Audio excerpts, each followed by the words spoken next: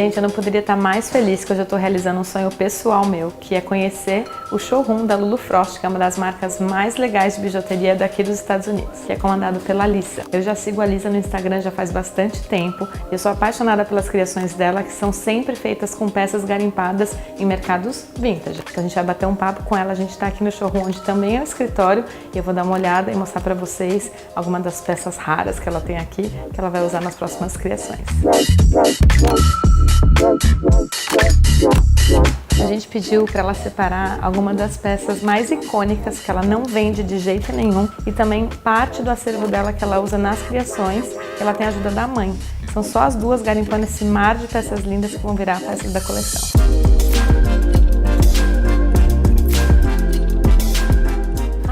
I'm so happy that you're here in our studio. I just want to tell you a little bit about me. My name is Lisa Salzer-Wiles, aka Lulu Frost. I started the company 14 years ago when I was 21. I was really young. I had nothing to lose. I was a senior at college and I was an art history major. I was studying sculpture and painting and I really loved that, but I kind of didn't want to get a job. So I just decided, let me try my own company. And I was so lucky because I grew up visiting my grandmother and she was the manager of this beautiful estate jewelry store in Pennsylvania. And the store was filled with the most gorgeous estate jewelry, like really fine pieces.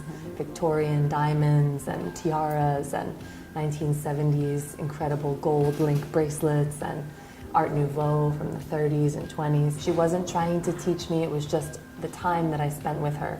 I absorbed all this knowledge about vintage and estate jewelry. So when I was in college, I started going shopping at these wonderful flea markets and small estate stores around my school. I was in the middle of the mountains, and all of a sudden I started finding these beautiful pieces that reminded me so much of the years I spent looking at my grandmother's store. But they were costume jewelry, it wasn't fine, and I could actually afford the pieces. So I said, let me start purchasing some of these beautiful antiques. And I kind of began just putting them together on chains and simple bracelets and reinventing them. And that's really how Lulu Frost began when I was just a kid, really.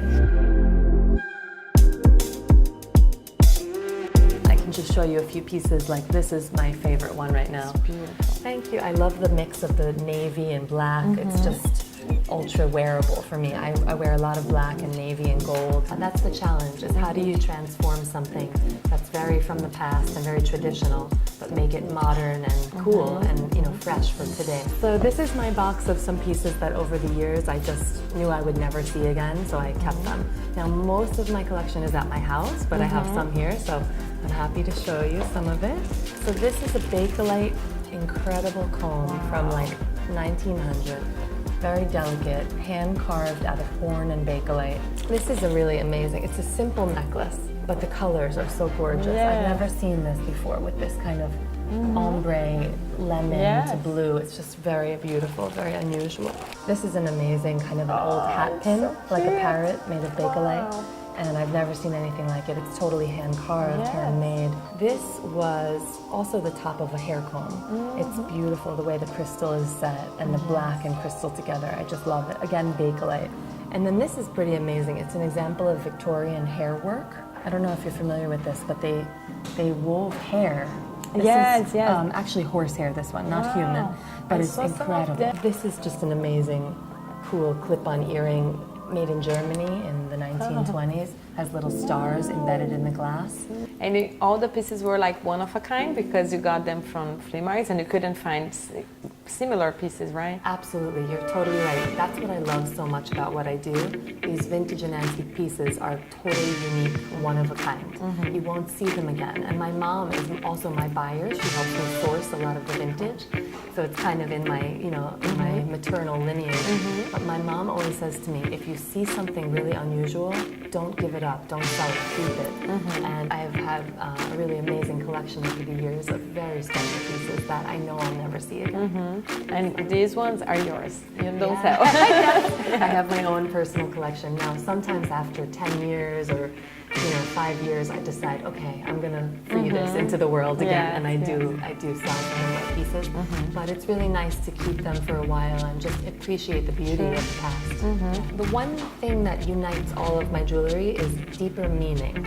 So of course the vintage has very deep meaning. It goes back into the past, and we celebrate that kind of revival of the past. But with our Zodiacs line, it's similar because it's all about something very personal to my client, whether it's your star sign, or we also do our code numbers and our plaza numbers, which I'm wearing the earrings. It's all about personal meaning. And with the Zodiac collection and code numbers, it's very universal. Your favorite is 3, right? Yeah, I love 3. I love 3. It's a beautiful shade. Yeah. Well, my first piece of advice for sourcing vintage is to have good conversations with the dealers. The best source is the dealer. They love this work. They are passionate about it most of the time. And you just ask subtle questions, oh, when is that from? The best thing to ask is what year something is from. Because the dealer, if they know what it is, they're going to tell you, oh, this is 1930s Czechoslovakian, or it's 1980s, or it's contemporary. If they say contemporary, you know it's something that's not an antique or vintage piece. The second way, and this is how I live my life, is to kind of just go by a feeling. If you look at something and it's really shiny and really bright metal, it's most likely not vintage. A lot of the vintage pieces, you can see, they just over time acquire a patina. So there's little tricks and tips, but the best way is to start researching by getting a book just about collecting antique jewelry, or speaking to the dealers that you meet at the fairs. They know the most about it. So it's a good time for people to show who they really are with fashion, especially through vintage and antiques. Amazing. Thank you very much, Lisa. Thank you, Dia. Espero que vocês tenham gostado. Para mim foi super inspiradora essa entrevista com a Lisa. E a gente chega à conclusão, depois de ouvir pessoas que entendem super do assunto, de que o vintage traz muito estilo para cada um. Independente de qual seja o estilo, você vai ser uma pessoa única, carregando peças com história, cheias de significados e o melhor, atemporais. Você vai passar de geração para geração, então são bons achados que valem o investimento.